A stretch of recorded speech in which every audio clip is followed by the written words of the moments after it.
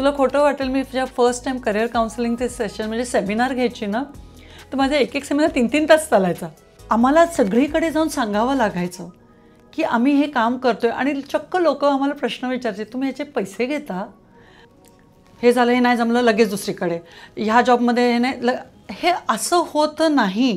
तुम्हाला तिथे sustaining is more important. मी नेहमी म्हणते स्टार्टअप्स पटकन होऊ शकतात किंवा तुम्ही स्टार्ट पण करू शकतात, बट सस्टेनिंग इज वेअर तिथे खरीच तुमची टेस्ट असते. आणि तुमचा इगो लिटरली कचऱ्याच्या डब्यात किती टाकू शकू, म्हणजे एक आहे तू हो बोलायचं, तू नाही बोलायचं. हे जेव्हा दुसरा थॉट प्रोसेस पर्स्पेक्टिव्ह यायला लागला गेला ना, की नाही आपण असा पण विचार केला पाहिजे, तो आम्हाला दोघींना एकमेकींचा तो स्ट्रेंथ जो मिळाला त्याच्याने बरंचसं कसं आहे, कोणाशी हात मिळवण्याची तयारी नाही आहे just because it is glamorous or money minting. काय दुसऱ्यांसाठी जॉब करायचा, किती मेहनत करतोय, ते 9 to 5 जॉब असतं. पण when you start an entrepreneur it is 5 to 9 also and 24/7 also. तुम्हाला कॅज्युअल लिव्ह नाही आहे. मी तर नेहमी माझ्याबद्दल म्हणते, मी कामाला कधीच नाही म्हणाले नाही.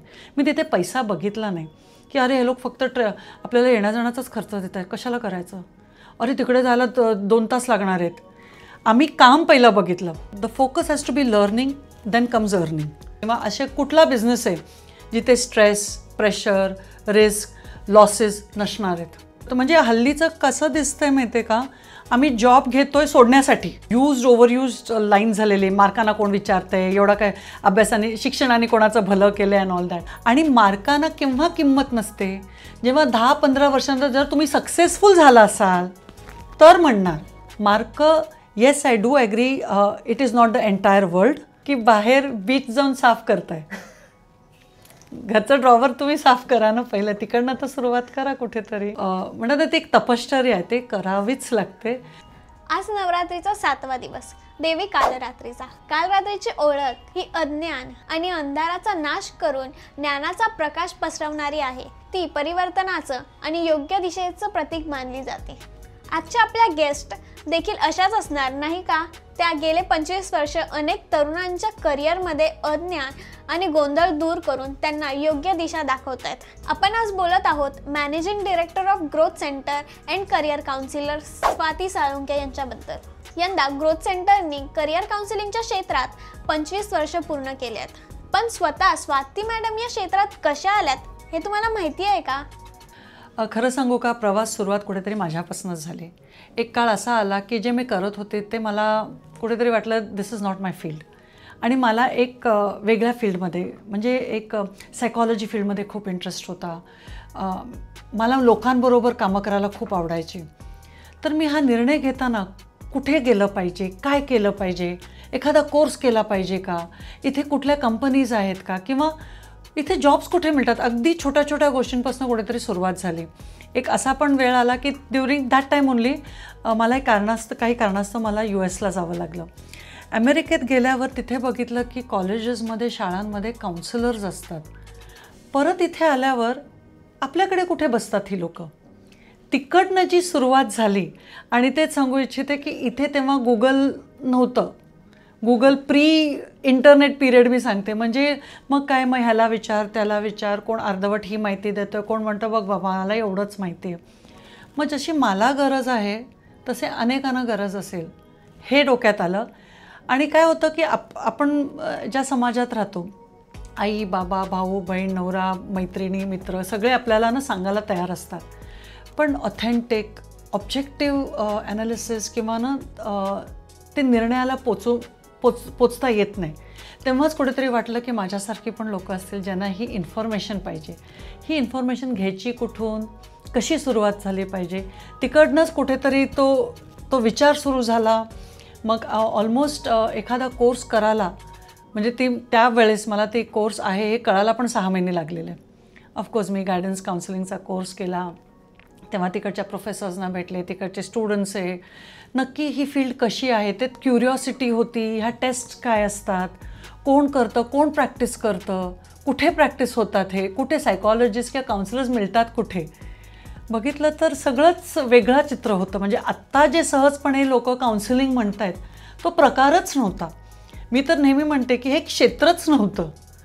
सगळं डिसऑर्गनाइज्ड होतं. कोण कोणाच्या घरातनं करत होतं, तर कोण कोणाला कुठल्या सायकॅट्रिस्ट बरोबर लिंक्ड होतं. तर मला कळायचंच नाही की मला जर करिअर काउन्सिलिंग करायचं आहे तर मी कोणाकडे गेलं पाहिजे. तिकडनं जी सुरुवात झाली आणि मग मीच का नाही सुरू करू शकत हे सुरू झालं. आणि मग काय म्हणतात ना, the journey, the step started and then you see the journey. Career counselling क्षेत्रात प्रवास तर सुरू केला होता, पण हा प्रवास सोपा नक्कीच नसणार होता. आता जेव्हा मी विचार करते, आता खरंच प्रश्न पडतो ते दिवस कसे काढले आम्ही.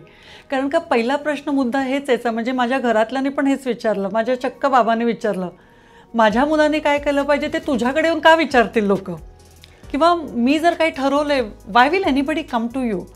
आणि तू खरंच सांगतोय की तो काळ जो होता, म्हणजे आम्हाला सगळीकडे जाऊन सांगावं लागायचं की आम्ही हे काम करतोय. आणि चक्क लोक आम्हाला प्रश्न विचारायचे, तुम्ही ह्याचे पैसे घेता?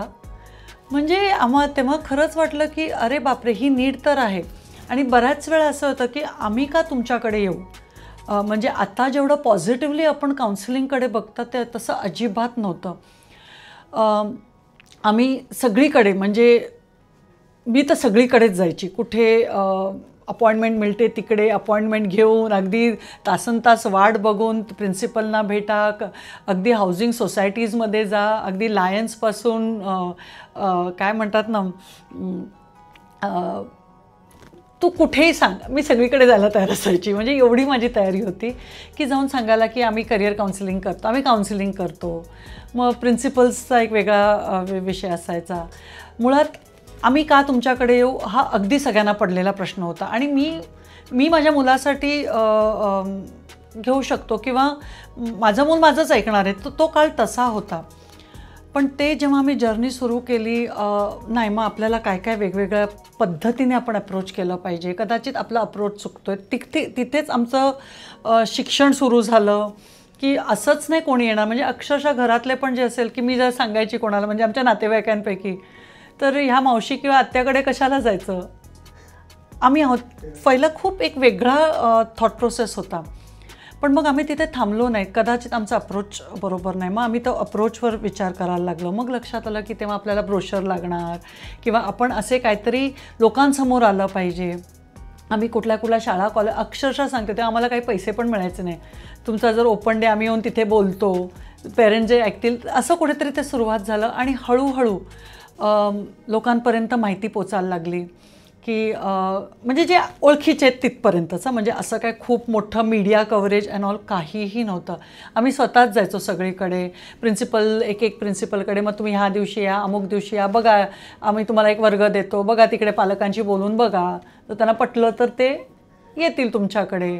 हे सगळं असं सुरू करता करता 1-1, 2-2 स्टुडंट्सपासून, 10 स्टुडंट्सपासून ते मग जे सुरू झालं. आता या ग्रोथ सेंटरच्या प्रवासात अजून एक जवळची व्यक्ती जोडली जाणार होती. घरी डिस्कस केल्यावर सुचित्राबरोबर डेफिनेटली डिस्कशन झालं, आणि तेव्हा ती मॅनेजमेंट करत होती. मला माहीत नव्हतं मी कितपत पुढे जाणार आहे. पण जेव्हा तिने सगळा हा कॉन्सेप्ट बघितला, तिने HR केलेलं होतं, ते म्हणाले आय एम इन. आणि कुठेतरी मलाच शाश्वती नव्हती की खरंच करायचं का, पण डेफिनेटली ते एक स्ट्रेंथ होता माझ्यासाठी.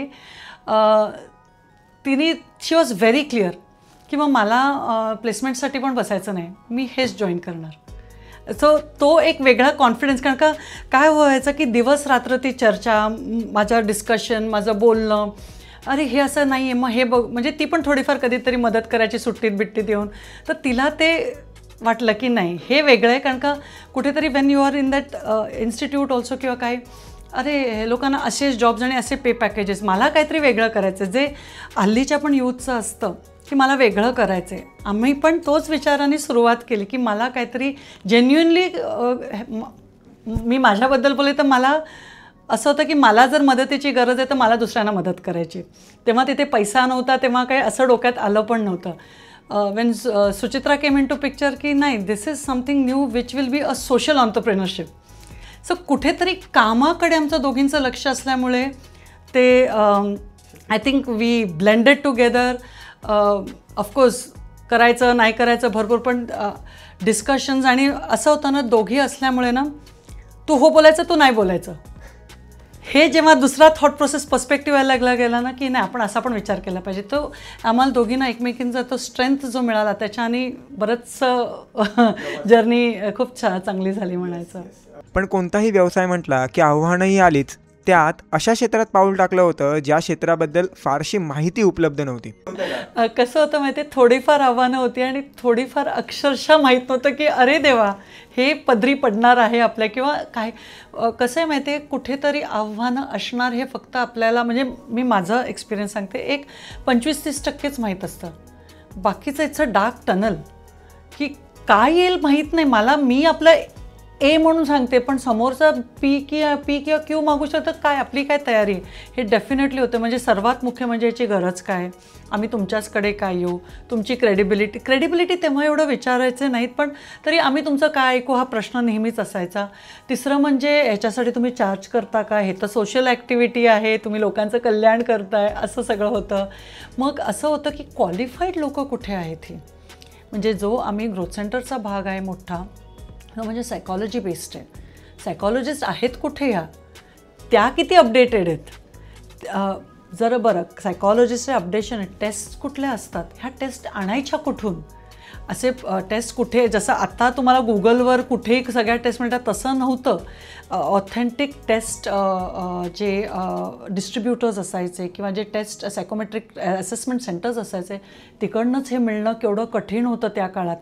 ते म्हणजे तो मी असं म्हणेन की प्रॉब्लेम्स एवढे होते ज्याची तयारीच नव्हती आमची मुळात.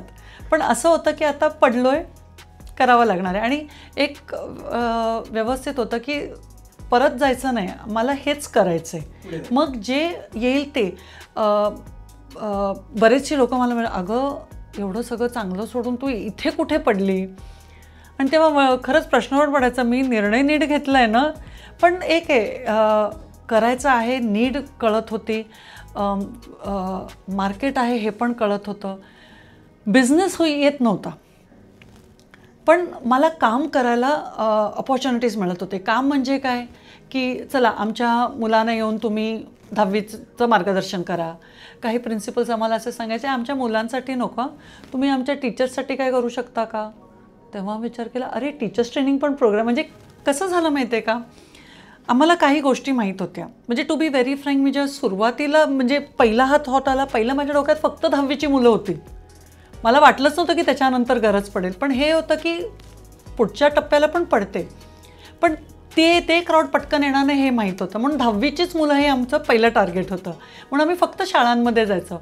जेव्हा एखाद्या प्रिन्सिपलनी सांगितलं की तुम्ही आमच्या टीचर्ससाठी काय ट्रेनिंग प्रोग्राम, मग तेव्हा प्रश्न पडला, टीचर्सना ट्रेनिंग प्रोग्राम लागतो. मग that's how training and development. काही प्रिन्सिपल सांगितलं की हे सगळं ठीक आहे, पण आमच्या 10वीच्या पालकांशी तुम्ही बोलू शकता का. हे असं एक सुरू झालं. कॉन्सेप्ट आम्हाला माहीत होता, पण मग काही प्रिन्सिपल्स की आम्हाला किंवा काही शाळेतले असे जे ट्रस्टीज असायचे ते सांगायचे, आहे बघ आमच्याकडे वेळ नाही आहे, 1 तास मिळेल, प्रोग्राम 1 तासात कसा करायचा. असं छोटं होत गेलं. माझ्याकडे जर विचार तर मी सांगायची नाही याला मिनिमम 3 तास लागणार, 1 तासात कसं काय होऊ शकतं. तुला खोटं वाटेल, मी जेव्हा फर्स्ट टाईम करिअर काउन्सिलिंगचे सेशन म्हणजे सेमिनार घ्यायची ना, तर माझा एक सेमिनार 3-3 तास चालायचा. कारण का मी सगळी माहिती देत बसायची पूर्ण, अगदी एक. मग लक्षात आलं असं नाही चालणार, आपण एंटरटेनमेंट नाही आहोत किंवा आपलं ना मूवीज नाही आहोत की जिथे आपल्या लोक 3 तास बघत बसतील. मग असंच मलाच वाईट वाटलं, अरे पण ह्या कोर्सची माहिती नाही दिली तर कशी चालणार. ते करून जेव्हा स्कूल्स किंवा मग आम्ही एक कॅप्स्यूल सुरुवात केली की नाही आपल्याला हा 1.25 तासात किंवा 1 तास, पाऊण तासात आणि पाऊण तासात म्हणजे क्वेश्चन आन्सर आणि सेमिनार कसे करायचे. मग आमच्या कॉन्टेंटवर लक्ष द्यायला सुरुवात केली. आम्ही कसे अप्रोच करतो त्याच्याकडे लक्ष द्यायला सुरुवात केली. अगदी छोट्या गोष्टी होत्या. इनिशियली मी जेव्हा जायची अगदी लॅपटॉप सगळं घेऊन जायची. तेव्हा लॅपटॉप कॉन्सेप्ट पण नवा होता. तेव्हा प्रिन्सिपल्स आणि हे सगळे किंवा जे कोण डिसिजन मेकिंग अथॉरिटी असायचे त्या लोकांनाच हे सगळं जरा बाजूला ठेवा, तुम्ही काय करणार ते सांगा. कोविडनंतर सगळं जगच बदललं म्हणा, पण ऑफलाईन हे केवढं स्ट्रॉंग होतं तेव्हा. आणि मग तशी आम्ही बदल करत गेलो की नाही हा अप्रोच चुकीचा आहे, मग आपल्याला हे काम करावं लागेल. काही सांगणार की नाही तुम्हाला ह्या दिवशीच येऊन करावं लागणार, सकाळी 7 वाजताच आमची शाळेचे टायमिंग्स असतात. मग एकंदरीत आपलं अकॅडमिक कॅलेंडर्स कसे असतात, कॉलेजेसचे, स्कूल्सचे, इंजिनिअरिंगचे, हे सगळं ना कसं झालं, मग आम्ही बोलत गेलो, HODsना भेटत गेलो, प्रोफेसर्सशी बोलायचं, स्टुडंट्सशी बोलायचं. त्या काळात ना आय थिंक 97-98 ते आय थिंक 2-3 वर्ष आमचे खूप एक्सपेरिमेंटल ह्याच्यात गेले. म्हणजे काय माहिती मिळवण्यात पहिली की कुठे जायचं, हा कोर्स काय, अक्षरशः कॉलेजेसमध्ये जाऊन बसून त्यांचं सगळं लिहित बसणं. तेव्हा कॉलेजेसकडे कुठे वेबसाईट सगळे होते ना, त्यांचे ब्रोशर घेऊन येणं, मग कोण व्यवसाय पेपरात काय माहिती आली ते कात्रणं कापत बसायचं, ते नक्की वाचायचं, काय नक्की चाललं आहे ना, हा सगळा म्हणतात ना लेगवर्क भरपूर होता. कोण सपोज कोणी सांगितलं की मी अमुक अमुक बँकेत आहे, किंवा मग तू काय केलं, तू कुठे केलं, हे पण अशी पण माहिती. म्हणजे प्रत्येक ठिकाणी मी लिटरली माहिती गोळा करायची. म्हणजे कुठेही जा, म्हणजे साधं मेहंदी आर्टिस्ट असलं तरी तू कुठून कोर्स केला, तुझं शिक्षण काय, हे जे सुरू झालं ना, ती माहिती गोळा करणं, हे क्षेत्र काय आहे, कोण काय चार्ज करते, कोण कुठे काम करतं आहे, मला ह्या क्षेत्रातली लोक कुठे मिळतील, हे सगळं तिकडनं सुरुवात झालं. मी तर खरं सांगते ना, हे क्षेत्रच नव्हतं, मला शोधण्यातच कितीतरी वेळ जायचा की अरे टेस्ट असते, IQ टेस्ट. म्हणजे कुठली IQ टेस्ट, म्हणजे 10वीच्या विद्यार्थ्याची IQ टेस्ट वेगळी असते, 5वीच्या मुलाची IQ टेस्ट वेगळी असते, क्लिनिकल टेस्ट कुठल्या, व्होकेशनल गायडन्स टेस्ट कुठल्या, प्रोजेक्टिव्ह टेस्ट कुठल्या, पर्सनॅलिटी टेस्ट, सगळंच आलं ना. तर तो जो भाग आला इथे, मी खरं सांगू का, माझं शिकण्यात खूप वेळ गेला, बोलण्यात, माहिती घेण्यात खूप वेळ गेला. तेव्हा घरातनं बऱ्याचशा गोष्टी व्हायच्या, जसं जमेल तसं. मग कुठेतरी रेंटलवर छोटीशी जागा घेऊन चला आपण दोघं सगळं, म्हणजे लिटरली सगळंच ते सुरू झालं. ग्रोथ सेंटर या नावामागे देखील एक स्टोरी आहे. खरं सांगू का, बरेचशी नावं आम्ही विचार केलेली खूप. कारण का नंतर लक्षात आलं की कंपनी जर रजिस्टर करायची असेल, तुम्हाला 5-6 नावं द्यावी लागतात, त्याच्या मागचे कारणं द्यावी लागतात, आणि मग जे तुम्हाला मिळेल ते. मग आम्हाला तो पण प्रश्न पडला, अरे आपल्याला अशीच नावं द्यावी लागणार की विच विल गो. आम्ही ग्रोथ सेंटर हे नाव दिलं आणि अजून एक 5-6 नावं दिली, त्याच्या मागची सगळी माहिती पण. Though it is a social entrepreneurship तरी म्हटलं तरी मला असा तो एक ठामपणा मिळतच नव्हता. हे 2-3 वर्षानं आपण प्रायव्हेट लिमिटेड कंपनी काढायची की सोशल वर्क का कोणाबरोबर आपण टायअप करायचं का, हे सगळे प्रश्न यायचे आम्हाला. म्हणजे रोज एक नवीन कहाणी असायची, टू बी व्हेरी फ्रँक. मग नाही, गेल्या आठवड्यात तर आपण असा विचार करत होतो, या आठवड्यात वेगळं. पण मग जसं जसं क्लॅरिटी यायला लागली की नाही, एक कंपनी फॉर्म करण्यातच बरोबर पडेल, तरच त्याला एक सँक्टिटी म्हणतात तसं. तर आम्हाला म्हणतात ना, मुळापासून हे नाव ग्रोथ सेंटरच आवडलेलं होतं, आणि मला ते लकीली मिळालं असं बोललं पाहिजे. करिअर काउन्सिलिंग क्षेत्रात ग्रोथ सेंटर मागील 25 वर्ष सेवा देत आहे, पण हा प्रवास त्यापूर्वी सुरू झालाय. I tell you, it started from 1997. हा प्रवास, हे म्हणतात ना, म्हणजे अगदी आजच्या भाषेला हे किडे सुरू झालेले होते. का माहिती गोळा करणं, जो बॅकग्राऊंड वर्क आहे ना, तो मी 97पासून सुरू केलेला होता. 97-98ला मी कोर्स केला. मग हे कसं केलं पाहिजे, मग कुठे पार्ट टाईम जाऊन जॉब करायचा का, बघू देत ते लोक काय करतायत, कुठे हे पण थोडंफार डोकं की कशाला आपण सुरू करायचं, तर आपण कुठेतरी जॉब टाईप करूया, किंवा आपण थोडा वेळ देत जाऊया ह्याला. हे सगळं जेव्हा सुरू केलं की नाही, हे असं सगळं जमण्यासारखं नाही, किंवा हे मला नाही करायचं, मला अमुक करायचं आहे, म्हणून स्वतःच. वरवर पाहता करिअर काउन्सिलिंग फार सोपी पद्धत वाटत असली तरी ते तसं नाही आहे. करिअर काउन्सिलिंगच्या माध्यमातून तुमच्या करिअरची दिशा ठरणार असते. कसं असतं, जेन्युइनकडे जाताना तो वेगळाच प्रकार असतो. म्हणजे जिथे standardize test, reliable norm test घेतले जातात. जसं मी म्हणते, इंटरनेटवर गेल्यावर लाखो टेस्ट मिळतील, हजारो पण नाही, लाखो, अगदी 99 रुपीजमध्ये पण मिळतील. पण शेवटी जे जेन्युइन असतं ते वेगळंच असतं, तो स्टँडर्ड वेगळाच असतो. आणि इथेच कुठेतरी फरक आहे. म्हणजे जिथे आम्ही तुम्हाला काय, तुम्ही कुठे सक्सेस व्हाल, म्हणजे लिटरली पेरेंट्स आम्हाला विचारतात तुमचा सक्सेस रेट काय आहे.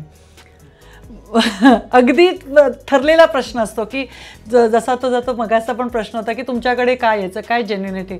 आम्ही कुठेच बोलबाला केलेला नाही आहे. एक आहे जे आत्ता द व्हेरी फॅक्ट की मी गेले 25 वर्ष ह्या फील्डमध्ये काम केले, म्हणजे नक्कीच मी चांगलं काम करते म्हणून मी टिकलेली आहे. आणि मी कुठेच खोटेपणा आणला नाही म्हणून ते क्विक मनी किंवा स्टँड बाय नाईट ऑपरेटर नाही आहे मी. आणि इथेच फरक कार्तिक येतो की सगळीकडे काही ना काहीतरी, शेवटी म्हणतात ना हार्डवर्क, ते करावंच लागतं. म्हणजे काय होतं माहिती आहे, काउन्सिलिंग जो शब्द आहे किंवा काउन्सिलिंगनं फार लोकांना सोपं वाटतं किंवा ट्रेनिंग फार सोपं, म्हणजे त्यात काय आपल्याला फक्त सांगायचं आहे असं वाटतं. पण जोपर्यंत तुम्हाला सायकॉलॉजीचा बेस नसेल, तुमचं स्वतःचं रीडिंग फक्त त्या सब्जेक्ट नाही तर बाकी हे फार डिफिकल्ट आहे. कारण का दिसायला ते खूप सोपं वाटतं, अरे काय एवढंच सांगायचं ना, आर्ट्स सायन्स कॉमर्स, अजून काय सांगायचं आहे, अजून काही सांगायचं नाही, हे तर आम्ही पण करू शकतो.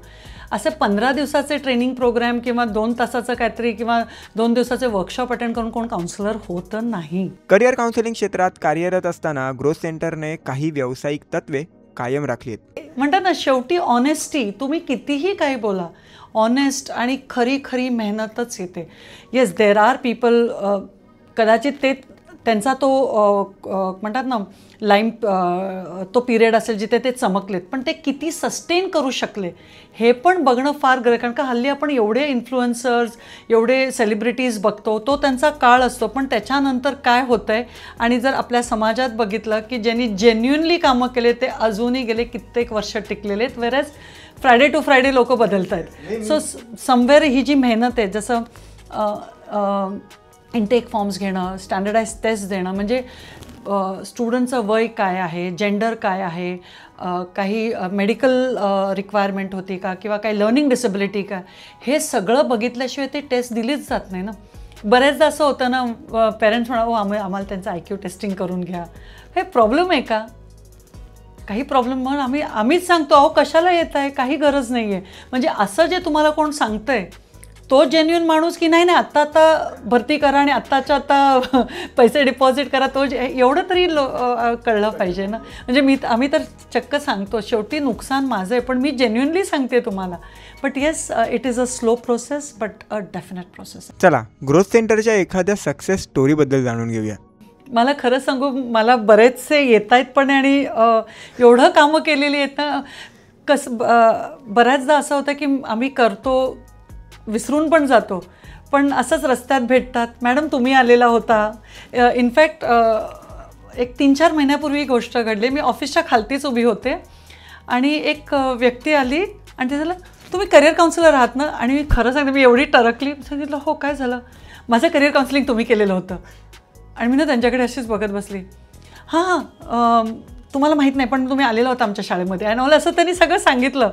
मी फक्त ऐकत बसली. मी म्हटलं कसे आहात, व्यवस्थित चालले, छान चालले, यू विल बी सरप्राईज. त्या व्यक्तीने सांगितलं माझी आता मुलगी आहे, ये घेऊन ये. म्हटलं कितवीत आहे? तर नाही आता 6वीत आहे. म्हटलं इतक्यात नका आणू, मग आरामात आहे. नाही ना मॅडम, आम्ही तुमचे लेख वाच. म्हणजे हे जे येतं लेखातून किंवा पॉडकास्टवरनं आणि आता सगळं सोशल मीडिया प्रेझन्सवरनं, जो एक लक्षात आलेला आहे की लोकांपर्यंत पोचलेलो आहोत.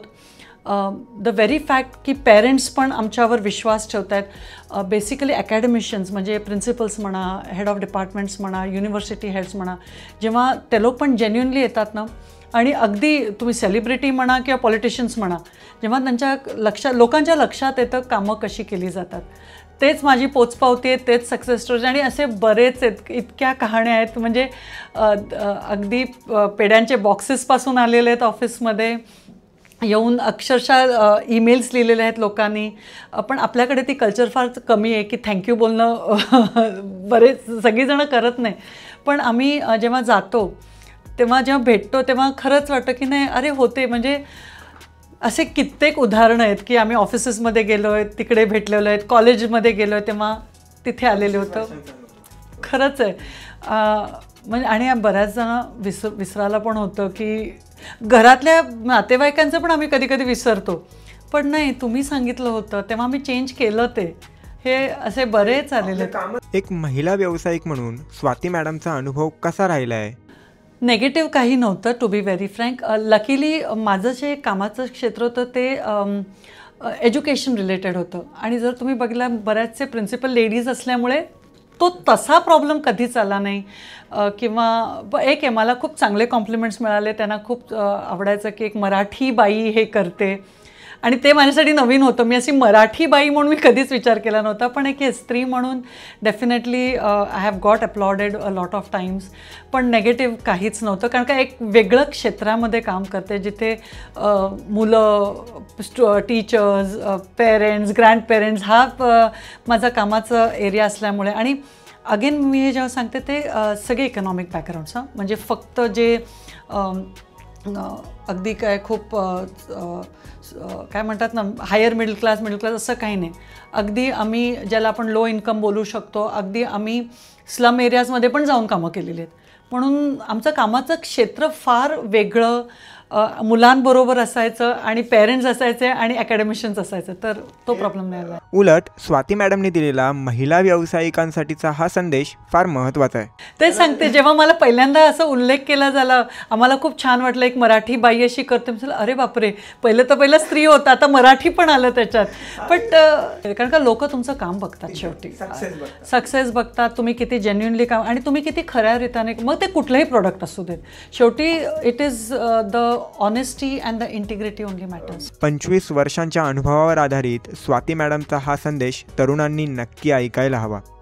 सगळ्यांकडे तर ते डिझायर आलेलं आहे, first deserve and then desire, हे झालं पाहिजे. Yes, you can aspire for anything, कुठल्याही आणि सर्व क्षेत्रात, पण माझ्याकडे काय कमी आणि त्याच्यावर स्किलसेटवर कामं करायची तयारी आहे का, ते हल्ली आम्हाला, म्हणजे कसं मला हा पे पॅकेज पाहिजे, पण त्याच्यासाठी तू काय करतोयस हे विचार करत नाही. मला स्टार्टअप करायचं आहे, कर ना, किंवा मी बिझनेस करणार आहे, काही हरकत नाही. तुमच्याकडे ते टेक्निकल नॉलेज, स्किल सेट आणि तुमचं ओपननेस ऑफ रिस्क टेकिंग कितपत आहे, तुम्ही स्वतःला किती वेळ काळ देणार आहात, 3 वर्ष ट्राय करणार आहात, 5 वर्ष ट्राय करणार आहात, की कसं काय. जे आता आम्ही बघतोय ना, ते धरपकड भरपूर होते. हे झालं, हे नाही जमलं, लगेच दुसरीकडे, ह्या जॉबमध्ये हे नाही, हे असं होतं नाही. तुम्हाला तिथे सस्टेनिंग इज मोर इम्पॉर्टंट. मी नेहमी म्हणते, स्टार्टअप्स पटकन होऊ शकतात किंवा तुम्ही स्टार्ट पण करू शकतात, बट सस्टेनिंग इज वेअर, तिथे खरीच तुमची टेस्ट असते आणि तिकडेच तुम्ही स्वतःमध्ये किती बदल आणू शकता, तुमचा इगो लिटरली कचऱ्याच्या डब्यात किती टाकू शकू. म्हणजे एक आहे, व्हॅल्यू सिस्टम कॉम्प्रोमाइज करू नका, पण त्यांनी फोन नाही केला तर मी का करू, किंवा मी कितींदा त्याला फोन करू, हे असं बोलून चालणार नाही. शेवटी तुम्हाला दर मंथ एंडला एक इन्कम लागतो आणि जर तुमच्याकडे लोक काम करणारे असतील तर त्यांना तुम्हाला पगार द्यावा लागतो. तर स्वतःचे इगो सिस्टम्स तिकडे आणू नये. Yes, you can have your value system but not your ego system. आणि दुसरं म्हणजे किती स्वतःमध्ये बदल आणू शकता, किती तुमची स्वतःला ट्रेनिंग करण्यात तयारी आहे. म्हणजे जे हल्ली जे ऐकायला मिळतं की बरेचसे जसं सांगतात की काय दुसऱ्यांसाठी जॉब करायचा, किती मेहनत करतोय, ते 9 to 5 जॉब असतं, पण when you start an entrepreneur it is 5 to 9 also and 24/7 also. तुम्हाला कॅज्युअल लिव्ह नाही आहे. तुम्ही हे सांगू शकत नाही की माझा स्पोर्ट दुखते किंवा व्हायरल आहे तर मी घरी बसून 5 दिवसाची सुट्टी टाकली आणि मेडिकल सर्टिफिकेट घेऊन येणार, असं होत नाही. मेहनतीची तयारी पाहिजे. काही फील्ड्स आहेत जिथे पटकन तुम्हाला यश मिळू शकतं, पण ते सगळ्यांना सगळ्यांच्या बाबतीत नसतं. इवन काही लोकांना काही ग्रेट पे पॅकेजेस मिळतात, ते इन्स्टिट्यूटमध्ये दाखवलं पण जातं की आमचं प्लेसमेंट अमुक आहे, पण ते सगळे फुल 60च्या बॅचला मिळतं नाही. त्यातले 1-2 म्हणजे जर आपण ते 1-2 बघायला गेला ना, this are the same people who are ready to work. मी तर नेहमी माझ्याबद्दल म्हणते, मी कामाला कधीच नाही म्हणाले नाही. मी तिथे पैसा बघितला नाही की अरे हे लोक फक्त आपल्याला येण्याजाण्याचाच खर्च देत आहेत, कशाला करायचं, अरे तिकडे जायला 2 तास लागणार आहेत. आम्ही काम पहिलं बघितलं. That's what I said, the focus has to be learning, then comes earning. पण अनफॉर्च्युनेटली आत्ता जी आम्ही पिढी बघतोय, the focus is on earning, लर्निंगकडे नाही आहे. किंवा माझं चुकलं आणि ह्याच्यात मी कसा बदल करू शकतो हा प्रकारच नाही. म्हणजे मीच बरोबर आहे, प्रॉब्लेम जगात आहे, हे जेव्हा ॲटिट्यूड येतं ना, तिथे तुम्ही फार काळ टिकू शकत नाही. करिअर कोणत्या क्षेत्रात करायचं आहे हे निश्चित झालं असेल तरी एकदा करिअर काउन्सिलिंग कराच, ते गरजेचं आहे असं मी का म्हणतोय. म्हणजे खरंच तुम्हाला टॉप इन्स्टिट्यूट पाहिजे तर त्या टॉप इन्स्टिट्यूटला पण टॉप स्टुडंट पाहिजे, तुम्हाला टॉप पे पॅकेज पाहिजे त्या कंपनीला पण आणि जेव्हा तुम्ही तो पे पॅकेज विचार करता ना, तेव्हा तुमची पण 15-15 तास कामं करायची तयारी पाहिजे. तुम्हाला सॅटर्डे संडे सुट्टी पाहिजे, तुम्हाला मंडे ब्लूज येणार असतील, तुम्हाला म्हणजे नाही काय म्हणतात ना, आम्हाला खूप I don't like monotonous job. मग स्ट्रेसफुल जॉब दिला की तुम्ही रिझाईन करता, असं कसं चालणार आहे. कुठेही गेलं तरी म्हणजे मीच लोकांना सांगते, मलाच सांगा, मी करिअर काउन्सिलर आहे, असा कुठला जॉब आहे किंवा असे कुठला बिझनेस आहे जिथे स्ट्रेस, प्रेशर, रिस्क, लॉसेस नसणार आहेत. सगळीकडे काही नाही काहीतरी प्लस मायनस असणार आहे. असा कुठलीच फील्ड नाही आहे की जिथे फक्त चांगलंच आहे. असं काही नाही आहे. एक फील्डमध्ये जर तुमचा पे पॅकेज चांगलं असेल तर कदाचित तुम्हाला मोनोटोनस जॉब असेल. एक फील्ड असं असेल जिथे रोज नवीन नवीन असेल पण कदाचित पे पॅकेज चांगलं नसेल. तर काय होतं करिअर काउन्सिलिंगमध्ये हे मुलांना काय होतं आहे, इन्फ्लुएन्सर्स एवढं काय इन्फ्लुएन्स करू, म्हणजे I would say the bad work has gone so viral की जे चांगलं काम करतात किंवा जे खरं आहे ते खूप कमी लोकांना कळतं आहे की ह्याच्यात मेहनत भरपूर आहे. जो कोण इन्फ्लुएन्सर कोणी जो असेल त्याच्यामागे पण टीम आहे काम करणारी. तो किती टेक्स रिटेक्स घेऊन तुमच्याशी बोलत असेल किंवा हे येण्यासाठी त्यांनी काय मेहनत केली ते तुम्हाला माहिती नाही आहे. आय ऑलवेज आहे तुम्ही कोणी तुमचा तो स्पोर्ट्समॅन असू दे, तुमचे फेवरेट ॲक्टर्स असतील, कोणी असतील, तुम्ही त्यांची जर्नी बघितली ना, ते कितीतरी वर्षाची मेहनत येते. येस, काय ना ते 6 महिन्यात मिळाले, काही ना 3 वर्षात आणि काही ना 15 वर्षात पण मिळालेलं नाही. But they are still continuing and that is passion. पॅशनचं फॅशननं खरंच नको वाटायला लागले. आणि इथेच कुठेतरी म्हणजे आता ही गोष्ट ना बऱ्याचशा कॉर्पोरेट्सना कळते आणि एज्युकेशनल इन्स्टिट्यूट्सना पण कळते. तर ते लोक आम्हाला लिटरली बोलवतात की आता आमचं प्लेसमेंट सीझन चालू होणार, तर तुम्ही येऊन आमच्या मुलांना सांगा आहे की अमुक तुमची पण तयारी पाहिजे, तुम्ही पण असं 3 महिने ते जॉब करतो. म्हणजे हल्लीचं कसं दिसतंय माहिती आहे का, आम्ही जॉब घेतोय सोडण्यासाठी, so that I'll get something better. Better is you have to make yourself. That's about it. पण जॉब का करतोयस? नाही मला ते 2 वर्षाचा वर्क एक्सपिरियन्स लागणार होता, मी तर मास्टर्स करणार आहे किंवा मी abroad, whatever is their goal. पण जर तुम्ही सोडण्यासाठीच नोकरी घेताय तर तुम्हाला ती कंपनी तरी का तुम्हाला ट्रेन करणार, तुमच्यामध्ये एवढी मेहनत का घेणार. आणि तुम्हाला जे पाहिजे ते असे काय लाईफ प्रोजेक्ट्स किंवा चॅलेंजिंग प्रोजेक्ट्स का देणार जेव्हा तुमच्याकडनं कमिटमेंट नाही आहे. ही 25 वर्षांची परंपरा चालू ठेवत असताना काउन्सिलिंग या क्षेत्राकडे करिअर म्हणून पाहणाऱ्या तरुणांसंदर्भातचा अनुभव ग्रोथ सेंटरचा कसा आहे? मी चांगलं आणि वाईट नाही म्हणणार, बऱ्याचशा वेळेस धक्केदायक मिळतात आम्हाला. कारण का बऱ्याच ठिकाणी ना बेसच नसतो त्या बोलणारा. म्हणजे कुठल्या जोरावर हे बोलतोयस किंवा कुठल्या जोरावर हे कुठून आलं तुझ्याकडे. Yes, ideas are new, they are innovative, why not पण आहे, पण ते प्रॅक्टिकॅलिटीमध्ये कुठे येणार ते जरा रियालिटी चेक नसल्यामुळे ना ती मेहनतीची तयारी नसते. कदाचित तुम्ही पोचाल पण जे म्हणतात ना इट्स व्हेरी शॅलो, सुपरफिशियल फार वाटायला लागले. म्हणजे डेझिग्नेशन, आपलं ग्लॅमर, ऑफिसची छान चौकी, इथेच लक्ष जाते सगळ्यांचं. आय एम नॉट सेइंग की तुम्ही अगदी घाणेरड्या ठिकाणी काम करा, पण तुमचा फोकस कुठे आहे? फोकस तिकडे नाही आहे. फोकस सगळीकडे मी अमुक ब्रँड बरोबर आहे, माझं व्हिजिटिंग, हे सगळं असल्यावर ना ॲक्सेसरीजकडे फोकस आहे. वेरेज आमची जनरेशन जी होती जी विवर ते आमच्यामध्ये इनबॉर्न होतं. नाव इट हॅज बिकम, म्हणजे आम्हाला लोकांना सांगावं लागतं, अरे टायमावर यावं लागतं. 10 वाजता म्हणजे 10:15 नाही होत, 10च्या आधी येऊन 10ला तुम्ही काम सुरू केलं पाहिजे. पण तुम्ही येऊन जर मोबाईलच हे करणार, तुम्ही internet, that is not integrity. आणि मग तुम्ही स्वतः म्हणता की तुम्हाला एम्प्लॉयर्स व्हायचे, तुम्हाला बिझनेस, तुम्ही अशा एम्प्लॉईजना टॉलरेट कराल का? म्हणजे हे जी तफावत आपण बघतो की रूल्स आर फॉर अदर्स, पण जेव्हा तुम्ही ह्या साईड ऑफ द चेअरला येतात तुम्ही पण, तुम्हाला चालेल का? कोणी सांगितलं की मी आता 15च्या नंतर येते, चालणार नाही ना. मग तिथे रूल्स अँड रेग्युलेशन्स आलेच ना. तर तुम्ही जे नवीन जे म्हणजे हल्ली जे बघतात की वर्क कल्चर वेगळं पाहिजे, खूप वेगवेगळ्या गोष्टी पाहिजेत, चुकीचं नाही म्हणत आहे, पण तुम्ही काय केलेलं आहे त्या शेवटी ती कंपनी तुम्हाला एम्प्लॉय करते because you are bringing something on the table. तुम्हाला त्यांची प्रोडक्टिव्हिटी, प्रॉफिटेबिलिटी वाढवायची असेल, तुम्हाला ते गोंजरायला तुम्हाला ती कंपनी नाही सुरू केलेली आहे त्यांनी. हा फरक लक्षात ठेवला पाहिजे ना. आणि जर तुम्हाला एवढाच इंटरेस्ट आहे तर तुम्ही तुमची कंपनी करा. बघा, frankly you start becoming on this side. Even for the students खूप सोपं आहे. ही एज्युकेशन सिस्टम चांगली नाही आहे, हे अमुकच आहे तमुक. डेफिनेटली आपण एका मोठ्या लार्जेस्ट पॉप्युलस कंट्रीमध्ये राहतो, मग तुम्ही एक सांगा काय सिस्टम असली पाहिजे. Of course there are a lot of things which are not required also in the current education. पण म्हणून काय अगदीच खराब आहे असं नाही. तुम्ही प्रत्येक देशातले एज्युकेशन सिस्टम बघा. शेवटी इवन अब्रॉड जायचं असतं, तुम्ही कॉम्पिटिशन इंडियामध्ये बोलता, अब्रॉड जायचं असतं, शेवटी तुमचे मार्कच बघितले जातात. आणि इवन जॉब पण बघितलं तर तो तुमचा वर्क प्रोफाईल, जॉब प्रोफाईलच बघताय. करिअर काउन्सिलिंग क्षेत्रात काम करत असताना अनेकदा मार्क महत्त्वाचे आहेत का, मार्कांना आता महत्त्व कोण देतं, असे अनेक प्रश्न उपस्थित केले गेलेत. हे ना खूप ओव्हरयूज्ड लाईन झालेली. मार्कांना कोण विचारतंय, एवढा काय अभ्यासाने शिक्षणाने कोणाचं भलं केलं अँड ऑल दॅट. पण शेवटी सिम्पल प्रश्न आहे, 11वीत जेव्हा तुम्हाला ॲडमिशन घ्यायची असते तेव्हा 5वीतले मार्क घेतात का? ते 10वीचेच मार्क घेणार. 12वी नंतर जेव्हा तुम्हाला ग्रॅज्युएशनसाठी तेव्हा ते कुठले मार्क बघणार? हे एक आलं. आणि मुळात आपण अशा देशामध्ये राहतो ना जिथे 99% पण 10,000 विद्यार्थी मिळतील.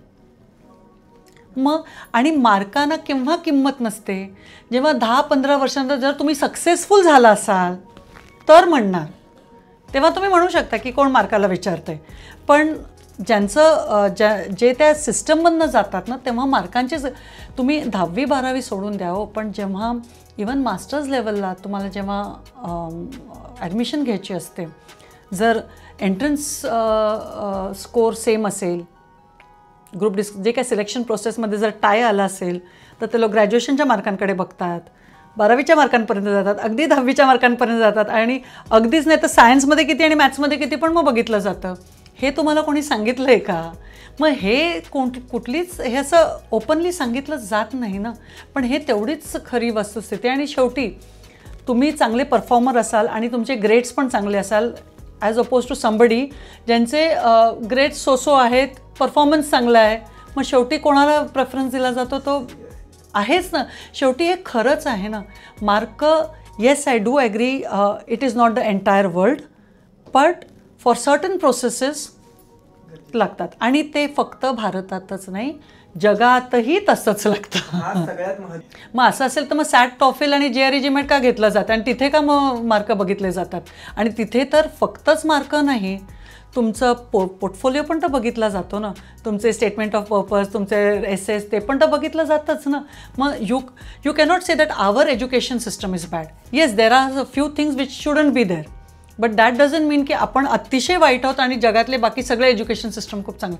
त्या देशात, त्या संस्कृतीत किंवा त्यांच्या पॉप्युलेशनप्रमाणे किंवा त्यांच्या जॉग्राफिकल लोकेशनप्रमाणे जे त्यांना बरोबर वाटलं ते त्यांनी केलं. Yes, we followed a 10+2+3 system, पण NEP आलेले आहे. हळूहळू तो बदल दिसणारच आहेत आणि the new generation which is coming त्यांना सर्वात जास्ती फायदा पडणार. आधीची पिढी आणि आताची पिढी यांच्यात फरक असणारच आहे, कारण आताच्या तरुणांमध्ये त्यांचा एक्सपोजर डेफिनेटली वाढलेला आहे. म्हणजे मी नेहमी विचार करते, अरे मी जेव्हा अशी शाळेत होते मी असं बोलू पण शकली नसती किंवा TY पर्यंत मला पण एवढी क्लॅरिटी आली नव्हती जेवढं हा समोरची ही स्टुडंट मला सांगते. Yes, the exposure is definitely much better, much more. Technologically पण खूप ॲडव्हान्स्ड आहेत ही मुलं, म्हणजे त्याला काय वादच नाही आहे. पण कसं आहे माहिती आहे, भरकटत चालली आहेत, व्हावत चालली आहेत. कुठे स्टॉप करायचं हे त्यांना लक्षात येत नाही आहे. वेरज आमच्या जनरेशनला ते रूल्स अँड रेग्युलेशन्समध्ये, म्हणजे आपल्या घरात ते चालणार नाही, आमची ती पिढी होती म्हणून ते चालू केलं. वेरज आता जे counter question is also fine, पण सगळीकडे कुठेतरी एक लाईन ड्रॉ करावीच लागते की ही बरोबर आहे, ही इन्फॉर्मेशन आहे, मला सगळं, मी कॉन्फिडंट आहे, मार्क चांगले आहेत, सगळं चांगलं आहे. पण शेवटी तुम्ही समाजात वावरता, तुम्ही एकटे काम करणार नाही आहात, तुम्ही वेंडर, क्लायंट, बॉसेस, कलिग्स बरोबर काम करणार आहात. तो एक्सेप्टन्स आला पाहिजे. म्हणजे माय वे और हायवे चालणार नाही अनलेस तुम्ही खूप क्रिएटिव्ह, म्हणजे तुमच्यात खरंच तो गुण आहे. पण आपण असेही समाजात बघितलेले आहेत की जे खूप म्हणजे ते सिंगर असतील, डान्सर असतील, पण जर त्यांच्यामध्ये ते पीपल स्किल्स नसतील ना, ती लोकं पुढे. म्हणून तुमचे सॉफ्ट स्किल्स, टेक्निकल स्किल्स, म्हणजे सॉफ्ट स्किल्स बोलला नुसतं मला चांगलं इंग्लिश बोलता येतं असंही नाही आहे. तुम्ही कसे बोलताय, तुमचे डिसिजन मेकिंग स्किल्स, तुमचे रिस्क टेकिंग ॲबिलिटी, तुम्ही लोकांबरोबर कसे जमवून घेतात. मग ते लोक म्हणजे अगदी लहानांपासून मोठ्यापर्यंत कसे पोचतात ते सगळंच येतं ना. तर कुठेतरी जी पिढी एवढी गॅजेट ड्रिव्हन आहे, तिथे ह्युमन बिईंग्सकडे पण लक्ष द्या. शेवटी आपण we are social animals, we are going to, जरी तुम्ही हायब्रिड जॉब करत असाल किंवा ऑनलाईन तुमचं काय जॉब प्रोफाईल असेल, तरी कुठेतरी ह्युमन बिईंग्सवर इंटरॅक्शन येणार, कुठेतरी मतभेद असणार, कुठेतरी नवीन आयडियाज येणार. ते थोडं एक्सेप्ट करायला at least give a listening ear. You may not accept it also, that's fine, but ultimately तुम्ही सिलेक्ट झाला आहात किंवा तुम्ही त्या कंपनीसाठी नोकरी करताय किंवा तुमचं जे काय असेल त्याच्यासाठी कामाकडे लक्ष द्या. I would say more on that. आणि जेन्युइन राहा जे करताय ते. उगाच काहीतरी मिळतंय म्हणून त्याच्यात जर गेला तर it is very short lived. म्हणतात ना, what ever is instant is never constant. या, इट्स ऑलवेज बीन देअर. म्हणजे जे मिळतंय ते पटकन जाऊ पण शकतं. तुमची एंट्री कदाचित खडतर असेल पण तुम्हाला नंतर सुरळीत मार्ग मिळू शकतो. कदाचित एंट्री सोपी असेल पण नंतर खडतर मार्ग सुरू होऊ शकतो. त्यामुळे करिअरची वाटचाल करत असताना तरुणांनी या गोष्टीची काळजी नक्की घ्यावी. मी हे कोणी सांगितलंय म्हणून करतोय की मला आणि मला जर हे करायचंच आहे तर माझी काय तयारी आहे, ही तयारी महत्त्वाची. थोडं होमवर्क करा. येस, इंटरनेटवर सगळं आहे, तुम्ही माहिती मिळवा, लोकांशी बोला, तुम्हाला खरंच ते करायचं आहे का. आणि जर तुम्हाला वाटतं की मला माहीत नाही तर मे बी एक शॉर्ट टर्म कोर्स करून बघा. अगदीच नाही तर इंटर्नशिप घेऊन बघा. इंटर्नशिपमध्ये पण अगदीच काय खूप तुम्हाला कळतं असं नाही, पण ॲटलिस्ट ओव्हरऑल जे तुम्हाला जे अगदीच माहिती नव्हती की चला असं ऑफिसेसमध्ये असं वातावरण असतं किंवा हे एक्सपेक्टेड असतं, ते थोडासा होमवर्क महत्त्वाचं आहे. तुम्हाला स्वतःला तो स्किलसेटची ट्रेनिंग घ्यायची तयारी ठेवा. Basically openness to develop one self is what is most important. जे लोकांना वाटते की मला येतं, म्हणजे जस्ट बिकॉज तुम्हाला काहीतरी एक्सेल वर्ड किंवा काहीतरी छान करतायत टेक्नॉलॉजिकली तुम्हाला म्हणून काय तुम्हाला सगळं येतं असं नाही आहे. आपल्याला अजून मी पण म्हणते मला पण माहिती नाही, मला बघावं लागेल. म्हणजे आता पण बघा ना, जे डॉक्टर जे सर्जरीज आत्ता होतात ते 25 वर्षापूर्वी नव्हते. किंवा कुठलंही बघा तुम्ही, ब्युटी वेलनेस क्षेत्र पण बघा, जे काय फॅशन्स बघा, सगळे बदललेत. तर त्यांनी सांगितलं नाही हे असंच असणार आहे, नाही चालणार. So they also change, but change for the good, not on the negative side. कारण का नेगेटिव्हकडे पटकन खेचलं जातं, तर पॉझिटिव्हकडे जास्त वळा ना. गोष्ट नाही म्हटलं नाही करायची तर ती पहिली करून बघितली जाते. म्हणजे मला खूप आश्चर्य वाटतं, लोक म्हणजे मुलं जेव्हा स्टुडंट्स आमच्याकडे काउन्सिलिंगला येतात, मला हे करायचं नाही आहे. प्रश्न, तू कधी केलेलं होतंस? म्हणजे हा कॉन्फिडन्स कुठून येतो तुम्हाला की मला HR मध्ये नाही करायचं, मला मार्केटिंगच करायचं आहे. बरं, तू काय मार्केटिंग केलंस हे मला सांगा ते. म्हणजे माझा नेहमी प्रश्न ते म्हणतात ना, हे का नाही त्याचं उत्तर आधी सांग, मग मी समजू शकते की तुला हे का करायचं आहे. पण ह्याच्याबद्दलही क्लॅरिटी नाही, हे क्लॅरिटी नाही. Pay package is of course one of the most sought after thing. त्यात चुकीचं नाही. आणि आपण सगळीजणं शिक्षण म्हणा, कुठलंही ट्रेनिंग म्हणा, शेवटी आपल्या लाईव्हलीहूडसाठीच करतो आहे. त्यात चुकीचं काही नाही. पण आपण स्वतःला किती डेव्हलप करू शकतो. इट्स लाईक स्वला जाणं, स्वची तयारी सुरू करा, त्याच्यातूनच म्हणजे शेवटी तूच तुझ्या जीवनाचा शिल्पकार आहे. You cannot blame anybody else but yourself. अरे हे माझ्या लक्षातच आलं नव्हतं, हे एक्सेप्ट करायला शिका. मला काय, आम्ही जे बघतो ना ते फुटबॉल मॅच बघतो, आईनी सांगितलं. म्हणजे जर करिअर रिलेटेड असेल, आई बाबा काका मावशी सगळे येतात, किंवा बहीण भाऊ. वर्क रिलेटेड असलं तर कलिग, बॉस, ज्युनियर, इंटर्न. अरे तुम्हाला नव्हतं माहिती, you skipped it, accept it.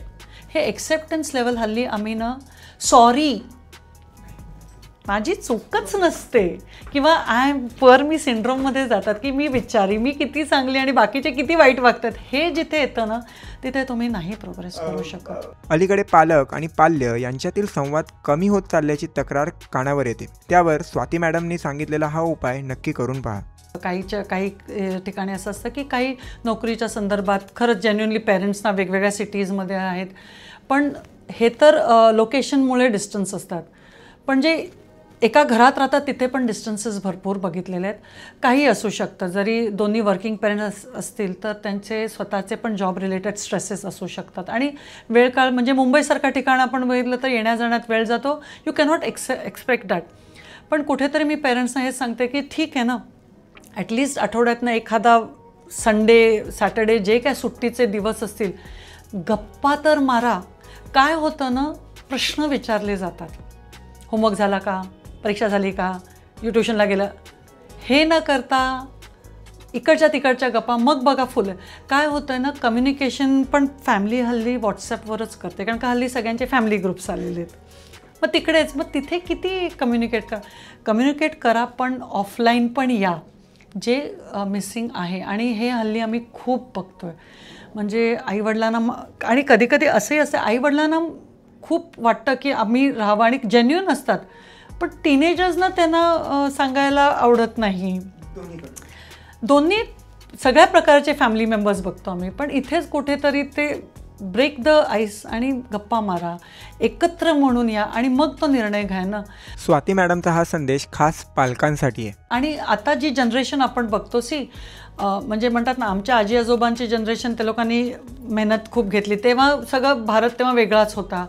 नंतर आमच्या आईवडिलांच्या पिढीने स्वकष्टाने सगळं केलं. आमची पिढी आली, आम्ही शिकलो, आम्ही ते मुलांना दिलं. आता food, clothing, shelter, everything is taken care. Y will तेव्हा कसं गावातनं शहराकडे येण्याचं किंवा स्वतःला एस्टॅब्लिश करायचं किंवा घरात भाऊ बहिणी भरपूर होते, रिस्पॉन्सिबिलिटीज होते. आता ते नसल्यामुळे तर आम्ही आईवडिलांना सांगतो, छोट्या छोट्या रिस्पॉन्सिबिलिटीज तर द्या, निदान स्वतःचा रूम तरी साफ करा, हे तर इकडनं तरी सुरुवात करा.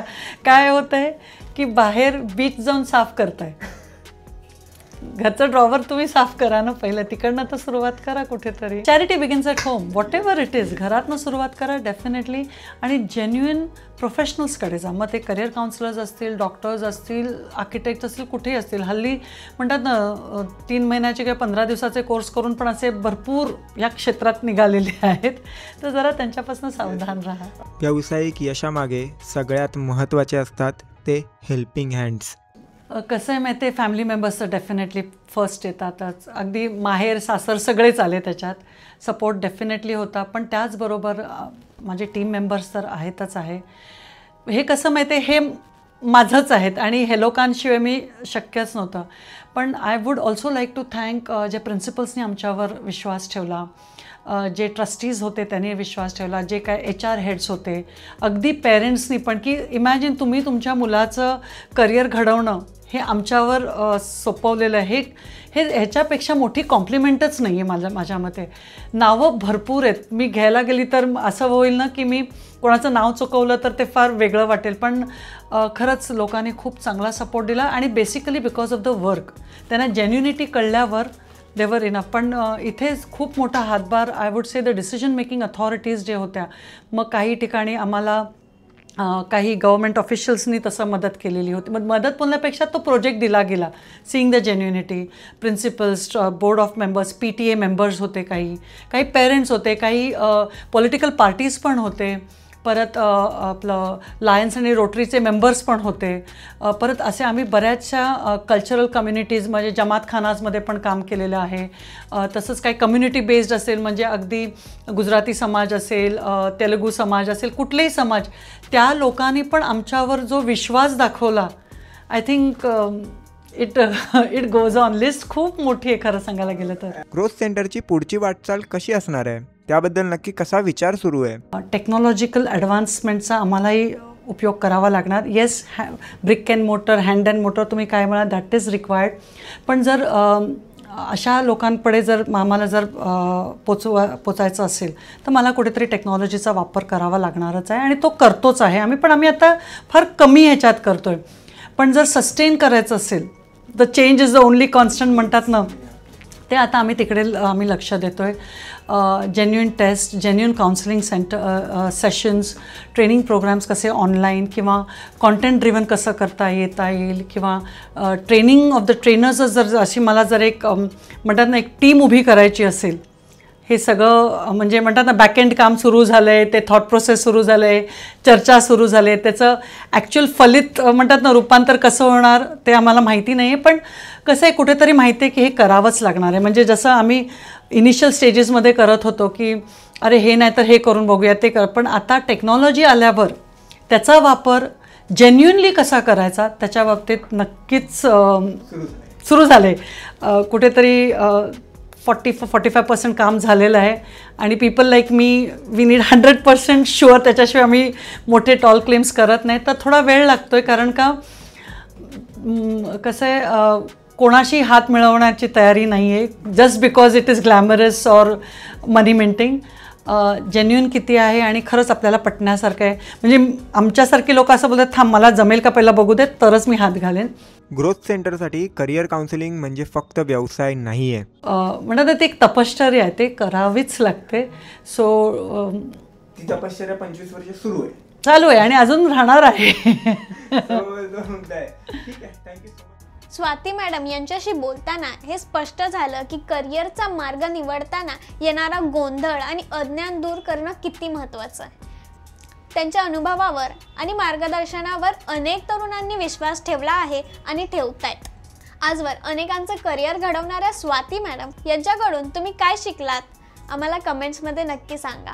आता उद्या पुन्हा भेटूया नवरात्रीच्या 8व्या दिवशी एका यशस्वी स्त्रीसोबत आणि तिच्या इंटरेस्टिंग प्रवासासोबत.